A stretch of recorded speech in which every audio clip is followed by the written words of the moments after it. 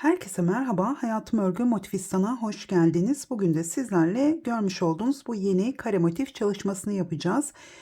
Gördüğünüz gibi biraz böyle dantel görünümüne de sahip çok güzel yelek ve hırka çalışmaları, battaniye çalışmaları yapabilirsiniz bu motifle. Motifimi yaparken akrilik ipler kullandım. Ayrıca 3,5 milimetre tığ kullanarak ördüm. Şöyle hemen benim ipimin metre uzunluğunu göstermek istiyorum. 50 gramda 150 metre uzunluğunda Almanya'daki iplerden. Şöyle. Evet, hazırsanız hemen aşağıdaki abone ol butonuna bastıysanız hemen yapımına geçelim. Başlarken hemen tığıma bir başlangıç ilmeği atıyorum. 1, 2, 3, 4 ve 5 tane zincir çektim.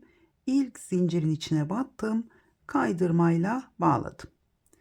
Şimdi tekrar bir zincir çektim. Şöyle ipimi öne alıyorum. 2 ve 3. zincirimi çektim. Şimdi halkamızın içine toplamda 12 tane ikili trabzan yapacağız. Baştaki zincirimizle beraber 12 trabzanımız olacak.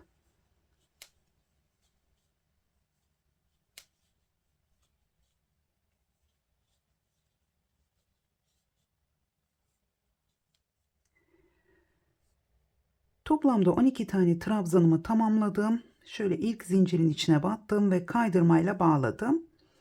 Hemen zincir çekmeden ipimi uzun bırakarak kesiyorum. Şöyle ilmeğimi çıkarttım. Her zaman birleştirmeleri bu şekilde yapıyorum. Arkadan kaydırma yapmış olduğum boşluğa şöyle arkadan battım. İpimi tekrar arkaya çektim ve bu ipimizin de üzerine örerek gizleyeceğiz. Evet, ikinci rengimle devam ediyorum. Burada hangi rengi kullanmak isterseniz koyudan açığa doğru ilerlerseniz daha güzel olur. Şimdi herhangi bir iki trabzanı şöyle araya batıyorum. Buraya bir sık iğne yaptım ve iki zincir çektim. Şimdi iki tane yarım ikili trabzan yapacağım. Şöyle ilk ikisini aldım, diğerini tığda bıraktım. Tekrar ilk ikisini aldım, diğerini tığda bıraktım ve hepsini birlikte topladım. Arada iki zincirimiz var. Tekrar sıradaki iki trabzanı şöyle araya batıyorum. 3 tane yarım ikili trabzan. Yani ilk ikisini aldım, diğerini tığda bıraktım. Şöyle üçüncüsü. Arada iki zincirimiz var. Evet, aynı şekilde ikinci sırayı tamamlıyoruz.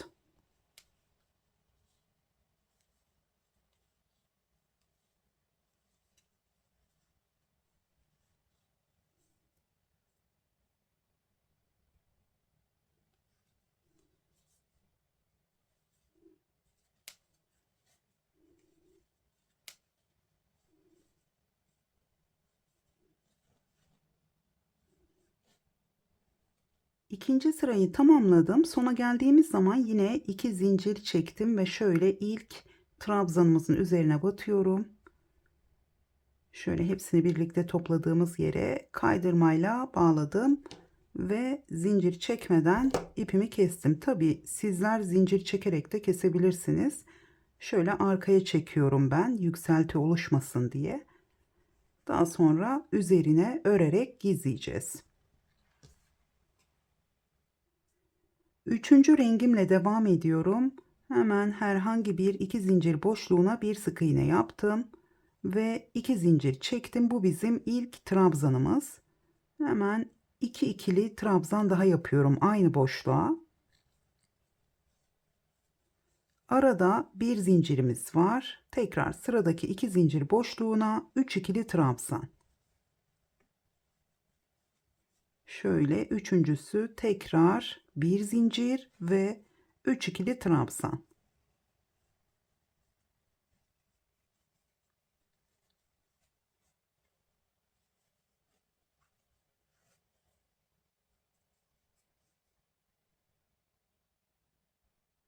Üçüncü sırayı tamamladım. Dördüncü sırayla devam edeceğiz. Herhangi bir boşluğa battım ve bir sık iğne yaptım.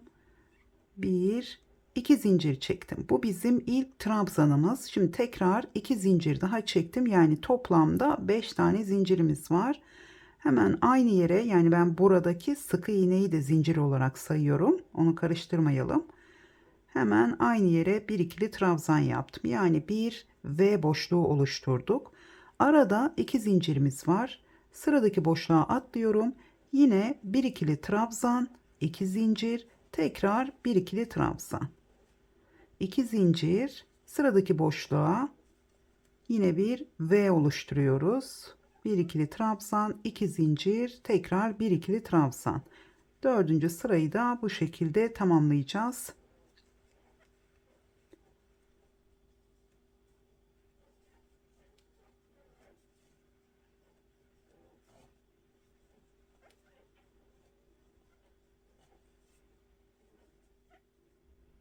Başladığım yere tekrar geldim. Sonda yine 2 zincir çektim. Bu ilk zincirden itibaren sayıyoruz. 1, 2, 3. zincirin içine batıyorum. Kaydırmayla bağladım. Evet, şimdi 1, 2, 3 zincir çektim. Şimdi bu bizim ilk trabzanımız. Yani buradaki trabzanımızın üzerine gelmiş oldu. Hemen boşluğun içine 2 ikili trabzan. Şimdi bu sırada motifimizi kareye dönüştüreceğiz. Arada 2 zincirimiz var. Tekrar 2 ikili trabzan. Şimdi sıradaki trabzanın üzerine de bir ikili trabzan. Yani 3 trabzan, 2 zincir, 3 trabzan şeklinde. Tekrar arada 2 zincirimiz var. Hemen bu V boşluğun içine batıyorum. Yine aynı şekilde bir trabzan, 2 zincir, bir ikili trabzan. Tekrar 2 zincir, sıradaki V boşluğun içine de yine bir V boşluğu yapıyoruz.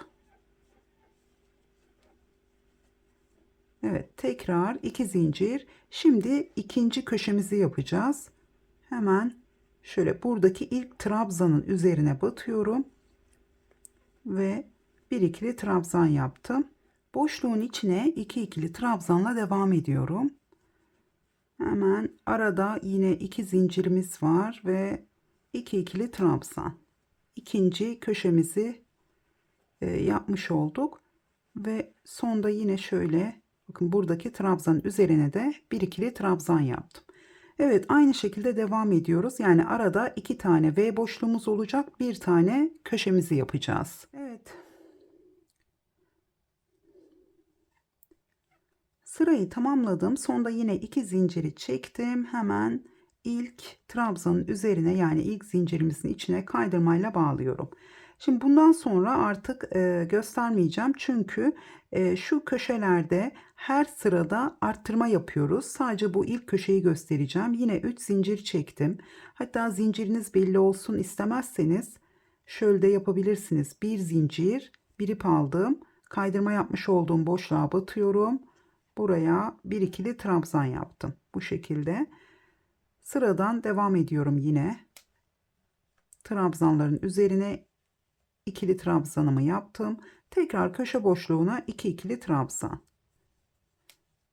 İstediğiniz kadar sıra ekleyebilirsiniz. Her sırada aynı şekilde arttırma yapıyoruz. Evet, yine 2 zincir, 2 ikili trabzanı yaptım ve şöyle 3 tane ikili trabzan daha yapıyorum. Tekrar 2 zincir ve aralarda 2 tane V boşluğumuz var. Hemen onları da aynı şekilde devam ediyorum. Evet, şimdi diğer motifimin üzerinde göstereyim. Şöyle bakın. Dilediğiniz kadar sıra ekleyebilirsiniz. Aynı şekilde ilerliyoruz.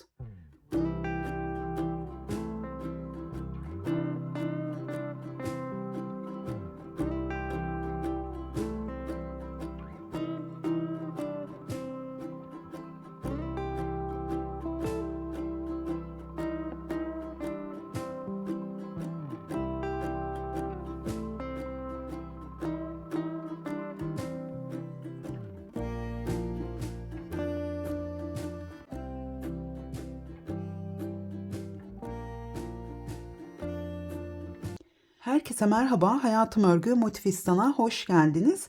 Bugün sizlerle görmüş olduğunuz bu kare motif çalışmasının motif birleştirmesini göstereceğim. Özellikle motif birleştirmesi videosu aslında. Daha sonra ben motifi çok beğendim ve bir bluz çalışması yaptım. Bu şekilde şöyle göstermek istiyorum. Kapak resminde de görmüş olacaksınız ama şöyle biraz daha yakından şöyle etek ucunu göstereyim. Bakın bu şekilde ve kol çalışmamız yine aynı şekilde devam ettim motifin içerisindeki V boşluklarıyla. Şimdi burada dilerseniz sizler bu motifin birleştirme yöntemine bakıp battaniye çalışması, hırka çalışması, farklı çalışmalar yapabilirsiniz. Ben biraz da bluzumu nasıl yaptığımı anlatacağım. Ondan önce 360 gram ip kullandım. Bluzumun ölçüsü 42-44 bedene uygun oldu. Şöyle bedenin hemen tekrar, çünkü bu aşamada buhar ütüsü de yaptım. Çok hafif bir buhar ütüsü yaptım. Yani hiçbir esnetme yapmadım hemen hemen. Sadece çok hafif buhar verip ya da ılık ütüyle de ütüleyebilirsiniz. Biraz böyle ilmekler yerini bulsun diye. Çok hafif buharı verip sadece böyle yerleştirme yaptım. Çok hafif hafif belki biraz açma yaptım. Ve şöyle benim bluzumun genişliği 56 santimetre oldu. Yani toplam genişlik 112 santimetre genişliğinde oldu. Dökümlülük payı var. Ayrıca bu şekilde bir tığ işi olduğu için yani şöyle bakın, V boşluklarımızın olduğu bir model olduğu için esneme payına da sahip. Şimdi ben bluzumu kendim tasarladım bu şekilde. Videonun ilerleyen kısımlarında motif birleştirmesini gösteriyorum. Ayrıca şurada ilk sıraya V boşluğuna motiflerin üzerinde nasıl yaptığımızı ilk sırayı gösteriyorum. Daha sonra sıra sayısını veriyorum ve yakada bırakmış olduğumuz payı anlatıyorum. Ve her iki bedenin motif birleştirmesini tamamladıktan sonra şöyle bakın, buraya eklemiş olduğum sıraları anlatıyorum. Şimdi videoda 2 sıra eklemiştim. Daha sonra 3 sıra ekledim. Daha iyi oldu. Yani 3 sıra ön bedene, 3 sırada şu şekilde arka bedene ekledim. Ve birleştirme kısmında yine motiflerde ve V boşluklarının olduğu yerde nasıl yaptıysam aynı şekilde devam ettim. Şimdi şöyle bir düzeltme yapmak istiyorum. Ben bunu tasarlayarak ilerlediğim için, yani belli bir tarife göre ilerlemediğim için tabii ki bluzumu bitirmeden de tam bir anlatım yapamadım. Ayrıca her sırayı örerek video çekecek kadar da vaktim olmadığı için sadece fikir amaçlı, biraz örgüden anlayan arkadaşlar için bu anlatımı yapıyorum. Bunu da dikkate alırsanız sevinirim. Şimdi burada sıra sayılarını vermiştim. Burada önemli olan, yani bu bluzdan bir tane daha yapmayı düşünüyorum. Instagram hesabından takip ederseniz orada da yine rengini görebilirsiniz farklı şekillerde. Şimdi burada bu ön bölümü bitirdikten sonra lütfen şu omuz birleştirmesini motiflerde olduğu gibi, yani şu kenarlara sıra eklemeden önce omuz birleştirmesini tamamlayın. Ben bunu en sona bıraktım ve çok zorlandım. Çünkü şurada bakın. Şimdi burası biraz koldan aşağıya düşen bölüm. Ben bedene sıra eklediğim için kol evinin altında da bu şekilde bir file görünümü, yani iki motifin birleştirme, şöyle arada direkt motifleri birleştirmedim. Burada tam kol evinin altında file görünümü olsun istedim. Ve şuradan bakın, şu 3 sıra kola dahil olan sıra. Yani ben kola buradan dönerek şöyle dönerek ilerledim buradan kola. Burada zaten 3 sıramız hazırdı. Şimdi bu 3 sırayı böyle enine çalıştığım için dolayısıyla burada birleştirmeyi dikerek yaptım. Yani şu kısımda örerek birleştirme yaptığım gibi burada yapamadım tabii ki. Çünkü V boşlukları ters bir şekilde, şöyle göstereyim. Dolayısıyla burada bakın şöyle küçük bir hata olmuş oldu. Yani bu görüntüyü çok sevmedim aslında ama sökmek de istemedim artık. Bunu terste birleştirdim. Sizler ilk önce iki bölümü tamamladıktan sonra ön ve arkayı, omuzların birleştirmesini yapın. Burada ben kendi bedenim için 6 tane V boşluğunu birleştirme yaptım. Sizler de bir beden küçük istiyorsanız burada 5 tane bırakın. Bir beden büyük istiyorsanız burada 7 tane yaparak ilerleyebilirsiniz. Sadece bir tane arttırmanız yeterli, yani buradaki şeylerde V boşluklarında. Şu kısımlarda da yine şu kenarlara eklediğiniz sırada bir beden küçük yapmak istiyorsanız bir sıra eksik örebilirsiniz. Bir beden büyük yapmak istiyorsanız bir sıra 3 değil de 4 sıra örebilirsiniz. Keza aynı şekilde tabi bunu hep metre ile ölçüm hesabıyla ilerlemeniz gerekiyor. Bunu biraz videoda anlattım. Motiflerinde sıra sayılarını da yine bedeninize uygun motifleri yan yana koyduğunuzda kaç santimetre olacağını hesaplayıp ona göre sıra eklemeniz gerekiyor. Bunları videoda biraz bahsettim.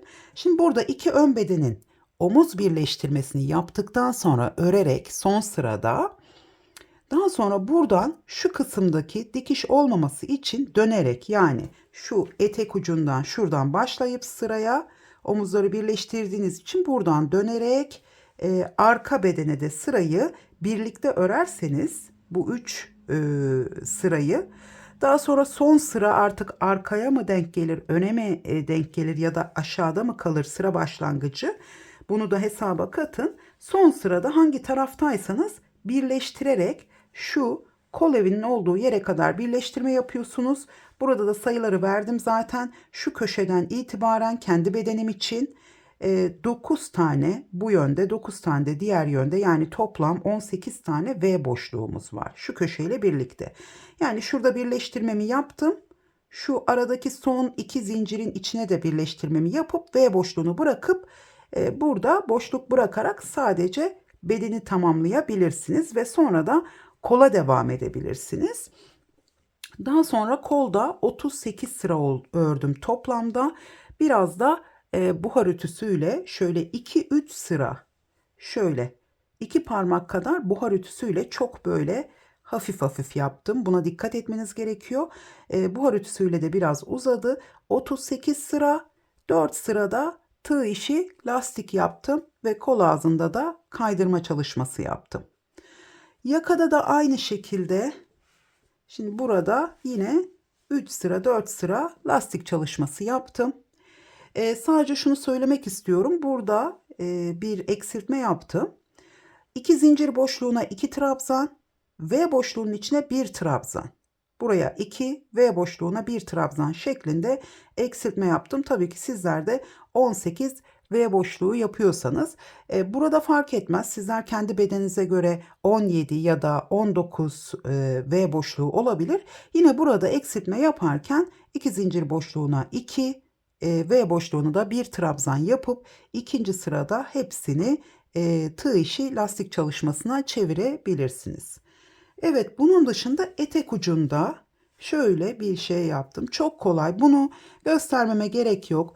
Şu kısımda zaten V boşluklarını nasıl ayarlayacağınızı bedenin üst kısmında anlatıyorum. Bir sıra V boşluğu yaptım. Bakın buradan itibaren bu kısımlarda da bir boşluk atlıyorum. Bir V boşluğu, bir boşluk atlıyorum. İlk sırada V boşluğu yaptım. İkinci sırada şöyle, bakın baktığınız zaman zaten örgüden anlayan arkadaşlar, ikinci sırada bir V boşluğu, ikinci V boşluğuna 2 ikili trabzan, 2 zincir, 2 ikili trabzan. Üçüncü sırada bir V boşluğu arada aynı şekilde devam ediyor. 3 ikili trabzan, 2 zincir, 3 ikili trabzan. Yine dördüncü sırada bir V boşluğu, 4 ikili trabzan ve tekrar 2 zincir, 4 ikili trabzan. Benim ipim yetmedi. İpim yetseydi 5. sırayı da yapacaktım. O zaman tam güzel olacaktı. Böyle hafif volanlanma oldu burada. Güzel oldu. Bir sıra daha olsa tam daha iyi olurdu aslında, ama böyle de güzel oldu. Sizler ipiniz yeterse, yani 400 gram ipe sahip olmanız gerekiyor. Şu ortadaki motiflere toplamda 100 gram gitmemiştir diye tahmin ediyorum. Yani 50-60 gram gitmiştir toplamı. Burada 3 renk kullandığınız zaman her renkten zaten 15-20 gram kullanacaksınız. Şu son sırada kullandığınız ip, belki orada 25 gram kullanabilirsiniz. Çok fazla ip kullanmıyorsunuz. Evet, bunun dışında bluzumuzun uzunluğunu da verelim. Şimdi böyle seri bir anlatım yaparken unuttuğum ayrıntılar olabilir. Bana yorumlarda sorarsanız size Onların da cevabını vereceğim. Evet. 54 santimetre uzunluğunda olmuş. Zaten çok uzun bir bluz olmasını istemiyorum. 60 santimetre uzun oluyor. Böyle 50 santimetre kısa oluyor. Yani tam böyle belde, belin, kemerin üzerine düşecek şekilde istedim aslında uzunluğunu. Evet, dediğim gibi fikir amaçlı bunu paylaşmak istedim. Sizler farklı şekillerde de tasarlayabilirsiniz. Umarım beğenmişsinizdir. Hazırsanız ve hemen aşağıdaki abone ol butonuna bastıysanız hemen motif birleştirmemizle devam edelim. Evet, ilk olarak motif birleştirmesiyle başlayacağız. Şimdi ben son motifimi şöyle iki kenarı birden nasıl birleştirildiğini göstereceğim. Dolayısıyla şu köşeyi de göstermiş olacağım. Şimdi son sıraya geldiğimiz zaman şu kısımda bakın ilk köşeyi ördüm. İkinci köşenin olduğu yere kadar geldim bu şekilde.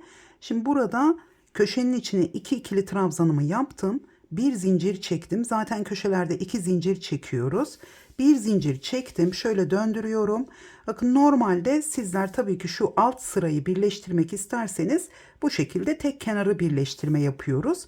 Burada ise şu köşeden başlıyorum. Hemen şöyle aldım. İkisinin de ters yüzü birbirine bakıyor. Buradan ilmeğimi çıkardım. Köşe boşluğunun içinden bu şekilde tığımı geçirdim ve buradan ilmeğimi çektim. Tekrar bir zincir çektim. Ve köşe boşluğunun içine bir ikili trabzan yapıyorum. Tekrar ilmeğimi çıkardım. Şöyle döndüreceğim artık. Şu ilk, yani bu taraftaki köşe boşluğundaki ilk trabzanın şöyle üzerinden iki ilmeği birden aldım. Buradan ilmeğimi taktım. Bu tarafa çektim. Tekrar bir ip aldım. Hemen köşe boşluğunun içine ikinci ikili trabzanımı yaptım. İlmeğimi çıkardım. Daha sonra sıradaki, burada atlama yapmayalım ya da aynı yere iki kere batmayalım. İçinden ilmeğimi tekrar çıkardım ve sıradaki trabzanın üzerine, yani üçüncü ikili trabzanımı yaptım. İlmeğimi çıkardım. Tekrar sıradaki trabzanın şöyle iki ilmeğini aldım. Buradan ilmeğimi taktım. Bu tarafa çektim. Ve sıradan devam ediyorum. Şimdi trabzanları bu şekilde birleştirelim. Trabzanlı bölümleri. Daha sonra zincirlerin olduğu yere geldiğim zaman tekrar geliyorum.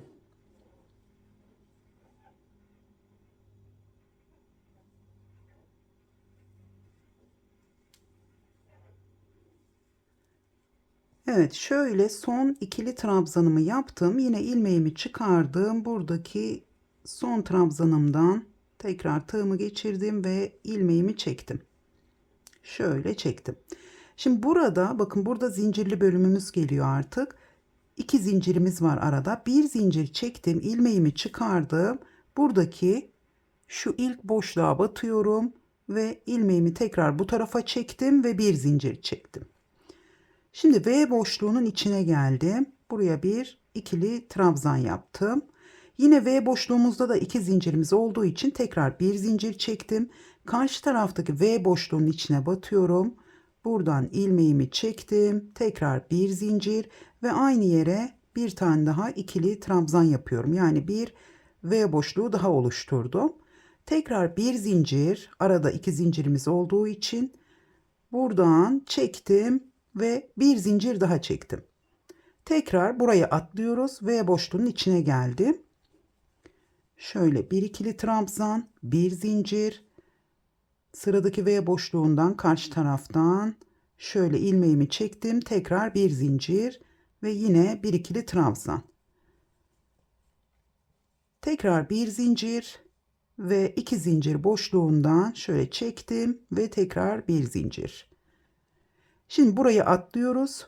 İlk trabzanımı yapıyorum. Sırada gelen ikili trabzanımı yaptım. İlmeğimi çıkardım. Şimdi buraya devam ediyoruz.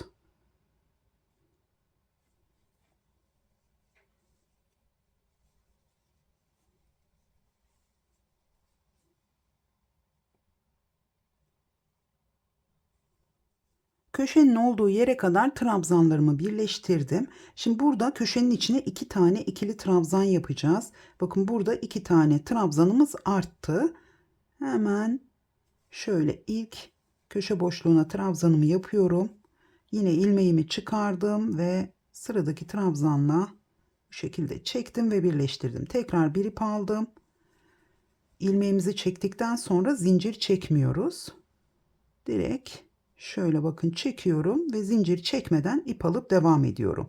Şimdi köşenin içine 2 tane trabzanımı yaptım. 2 zincirimiz var köşede. Önce bir zincir çekiyorum. Şimdi burada 4 köşe birleştiği için şimdi normalde şu motifi, yani şu kısımdaki motifi şu köşeye birleştirirken şunu şu yandaki köşe boşluğuna birleştirme yapıyorum. Ama bu şekilde 4 köşe birleştiği zaman şu anda şu köşeyi yapıyoruz biz, burayı değil. O zaman şu karşıdaki köşeye birleştiriyorum. Yani şuradan almıyorum. Bunu bu tarafa birleştirdim. Şu karşıdaki köşenin, bakın şu 2 zincir boşluğuna bir zincir çektim. İlmeğimi çıkardım. Tekrar takıyorum. Buradan çektim ve tekrar bir zincir çektim. Çok sıkı çekmeyelim buradaki zincirlerimizi. Tekrar bir ikili trabzan yaptım. Şimdi devam ediyorum. Hemen şöyle döneceğim. Bakın burada artık aynı şekilde devam ediyorum. İlk trabzanımı yaptım ve buradaki ilk trabzanın üzerinden ilmeğimi çektim. Tekrar köşeye bir ikili trabzan ve ikinci trabzanın üzerinden devam ediyorum. Evet, sona geldiğimiz zaman artık burası anlaşılmıştır. Köşeyi de döndük. Sona geldiğimiz zaman yine köşe boşluğuna bir zincir çekip ilmeğimizi çektikten sonra tekrar bir zincir çekeceğiz. Şimdi burayı tamamlayayım. Orayı da tekrar göstereceğim. Dönüş yapacağız çünkü orada.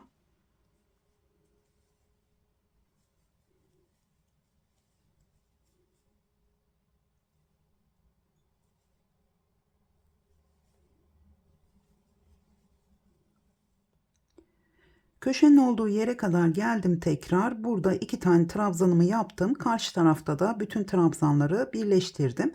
Şimdi burada şöyle bir zincir çekiyorum. Trabzanımı yaptıktan sonra köşe boşluğuna tekrar battım ve ilmeğimi köşeden çektim. Tekrar bir zincir çektim. Bakın bu aradaki şu zincirlerde de yine aynı şekilde şurada trabzanımızı yaptık. Bitirdikten sonra bir zincir, aradaki 2 zincir boşluğundan çekip tekrar bir zincir çekiyoruz. Şimdi burası 2 zincir olmuş oldu. Tekrar köşenin içine 2 ikili trabzan yapıyorum. Yani buradan artık dönüyorum motifimi. Olduğu gibi devam ediyorum. Evet, şimdi ben bu kısmı bitirip tekrar motiflerin üzerine sıra eklemeyi göstereceğim.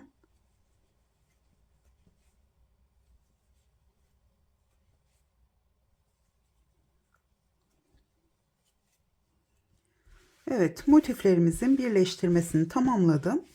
Şimdi hemen şu motifimizin başlangıcından sıra eklememiz gerekiyor. Motifimizin içerisinde V boşlukları olduğu için o şekilde devam edeceğim. Hemen şöyle ipimi aldım ve bir başlangıç ilmeği yaptım. Şöyle başlangıçta köşe boşluğunun içine hemen 1 2 3 zincir çekiyorum. Önce sık iğne yapmıştım. Dolayısıyla 2 zincir çektim. Yani toplamda 3 zincirimiz oldu. Şimdi boşluğa bir ikili trabzan yaptım. Tekrar bir ikili trabzan yaptım. 2 zincir ve aynı boşluğa bir ikili trabzan daha yapıyorum.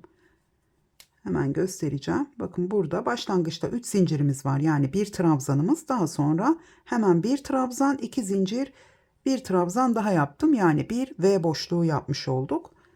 Arada yine 2 zincirimiz var. Şimdi sizler bedenlere göre motiflerinizin sırası daha az ya da daha fazla olabilir. Şimdi ben 42-44 beden için yaptığımdan Türkiye bedeniyle de bu L bedene denk geliyor. Şimdi burada ben toplamda, şimdi motif videosunda da sadece 4 sıra yapmıştım. Burada toplamda 1, 2, 3, 4, 5 sıra yaptım ve 17 santimetre genişliğinde oldu. Dolayısıyla 3 tane motifimizin genişliği şöyle, daha sonra gerçi ılık bir ütü yapacağım ya da buhar ütüsü yapacağım. Şöyle e, 50-51 santimetre genişliğinde oldu. Ve şu dış çerçevelerde 4 milimetre tığ kullandım. Şu anda birleştirme yaparken 3,5 kullandım. Çünkü rahat görebilmeniz için videoda biraz daha batması kolay olsun diye. Şimdi burada sizler kendi bedeninize göre bu sıra sayılarını ayarlamanız gerekiyor. Yani ben 3 tane 17 santimi topladım.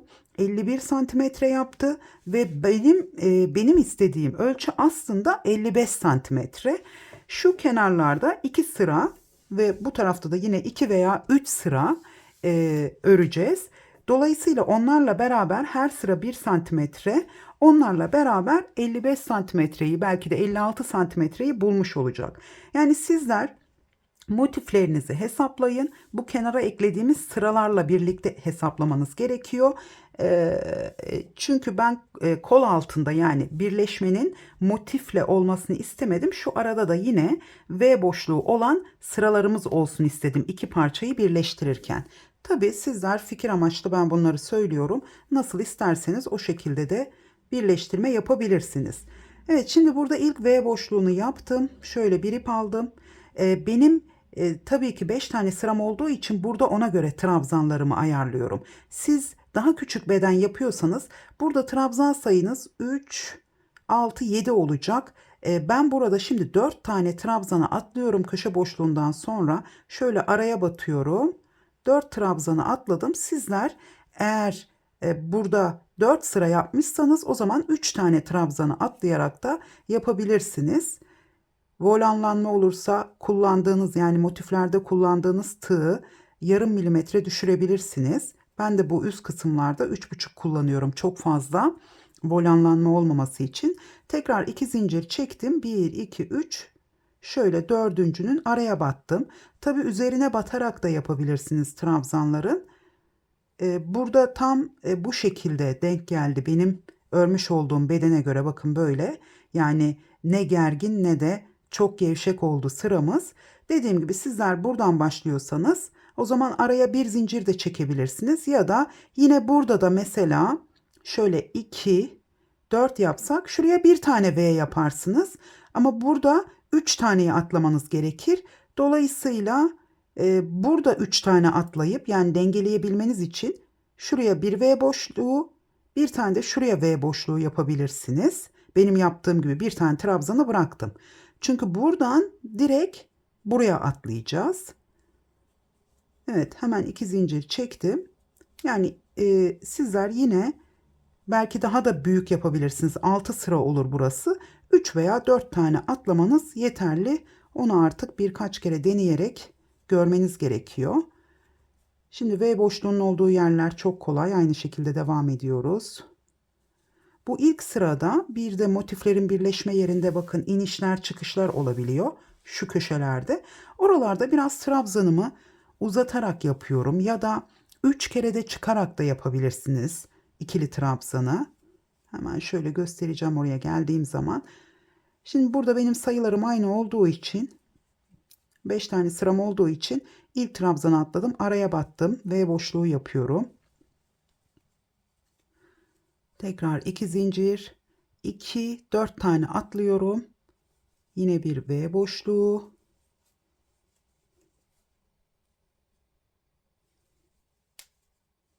Tekrar 2 zincir. Şimdi burada 2 tane köşe boşluğumuz yan yana geliyor. Şöyle boşluğa battım. Biraz trabzanımı uzatarak yapacağım.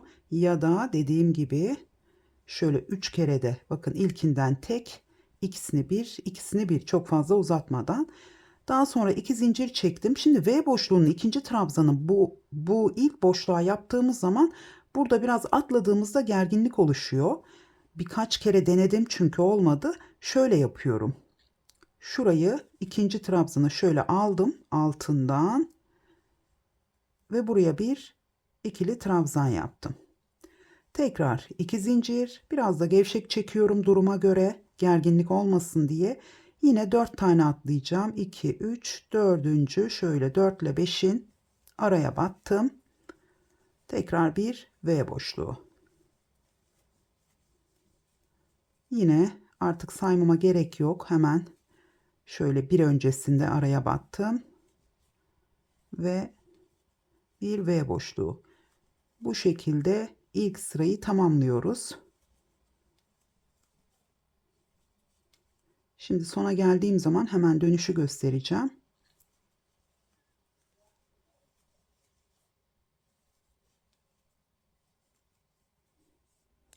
Köşe boşluğunun olduğu yere kadar geldim. Başlangıçta olduğu gibi bir V boşluğu, bir tane de ikili trabzan yaptım. Tekrar 3 zincir çekiyorum ve hemen terse döndüm. V boşluğun içine direkt atlıyorum ve bir V boşluğu yapıyorum yine. Evet. Kenarları düz bir şekilde ilerlemesi için birer tane burada trabzan yapıyoruz. Tekrar 2 zincir ve V boşlukların içine V'ler yaparak ilerliyoruz. Şimdi burada şöyle baktığımız zaman eğer inişleriniz çıkışlarınız olduysa daha sonra dediğim gibi bir buhar ütüsü de yapacağım. Şimdi burada hafif bir iniş varsa hemen buradaki V boşluklarındaki trabzanları biraz uzatarak ya da 3 kere de çıkarak yapmanız gerekiyor. Onda dikkat etmeniz gerekiyor.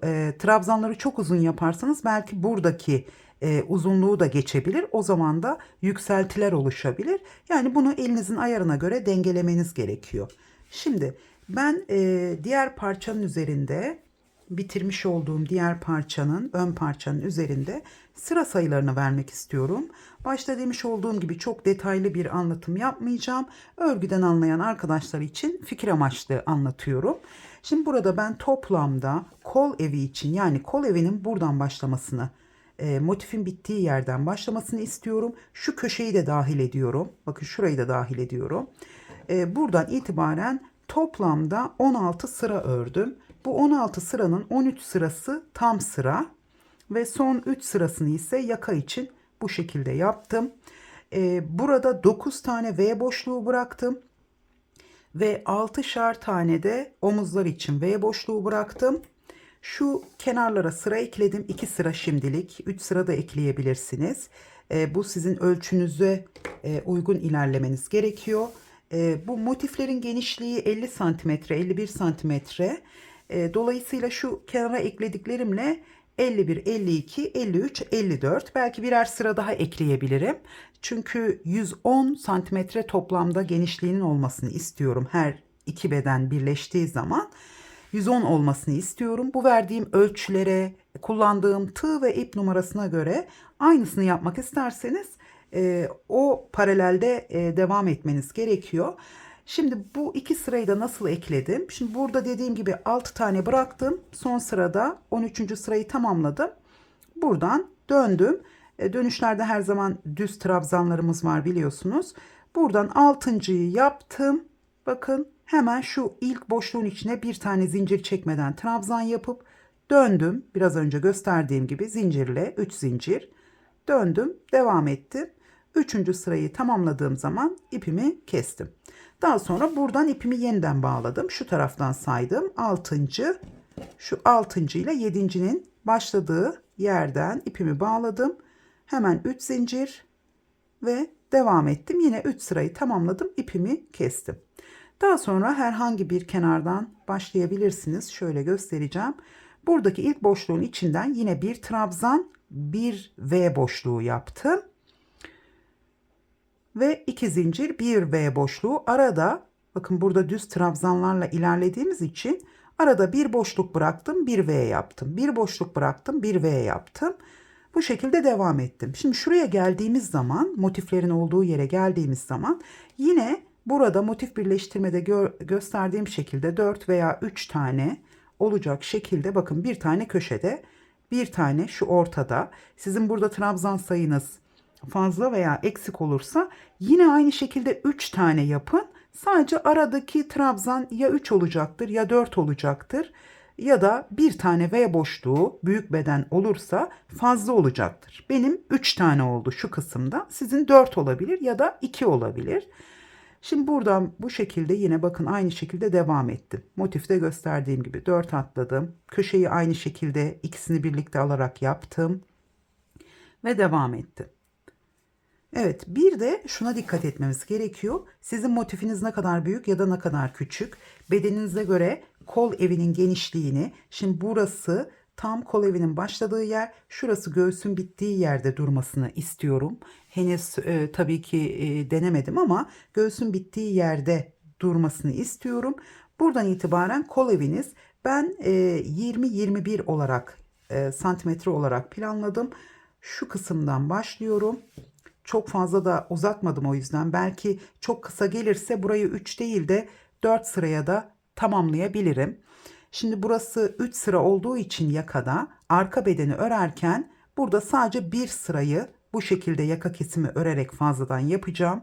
Yani 13, 14, 15 sırayı tam örüp bir sırayı da yaka kesimi yaparak öreceğim. Fakat burayı 4 sıra yaparsam arkada da o zaman 2 sırayı bırakabilirim dengeli olabilmesi için. Ve burada kol evimiz şu anda benim şöyle biraz esnetmek istiyorum çünkü örgü topluyor. Şöyle esneterek ölçeceğim. Şöyle bakın 20 santimetre, belki bu 20 buçuk santimetre hafif bir buhar ütüsü yapacağım. Ya da daha sonra birleştirme yaptığım zaman küçük olursa sadece bir sıra ekleyeceğim. Şimdi burada şu da önemli. Kola buradan örerek devam edeceğiz. Yani buradaki V boşluklarından aşağıya doğru V boşlukları yaparak devam edeceğiz. Ve kolda da yine 2 tane motifimiz olacak. Yani şu kısımda 2 tane bir önde bir arkada motifimiz olacak. Her kol için 2 motifimizin olması gerekiyor. Dolayısıyla şuradaki V boşlukları sayısı 2, 4, 6, 8, 9 tane ayırdım. Şimdi bu V boşluğu aşağıya doğru indiği zaman şöyle bakalım. Motif ekleyeceğimiz için 1, 2, 3, 4, 5, 6, 7, 8 tane V boşluğumuz var. Dolayısıyla bu yüzden daha fazla kol evini uzatamadım. Kolu eklerken bir tane de yedirme yapacağım. Burada 9 tane olduğu için bir tane de yedirme yapmayı düşünüyorum. Yani dikerken ya da birleştirme yaparken arada bir V'yi yedirme yapacağım. Yani oraya artık farklı bir kelime bulamadım bunu anlatmak için.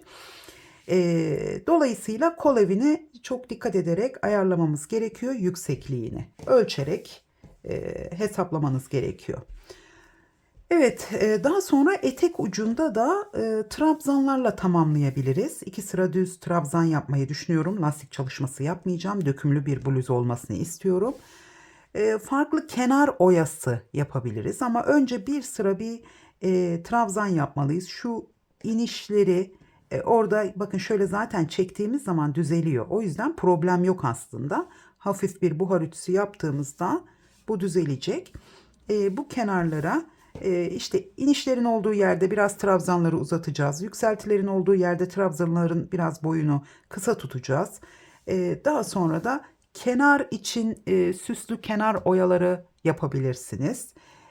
Ya da sizler de düz trabzanla bitirebilirsiniz. Evet. Şimdilik bu kadar. Bluzumuzun anlatımı. Şöyle şunu da koyalım. Sizler zaten başta bitmiş halini gördünüz. İnşallah ben de hemen bitirip görmek istiyorum. İzlediğiniz için teşekkür ederim. Umarım hoşunuza gitmiştir. Tekrar görüşünceye kadar hoşça kalın.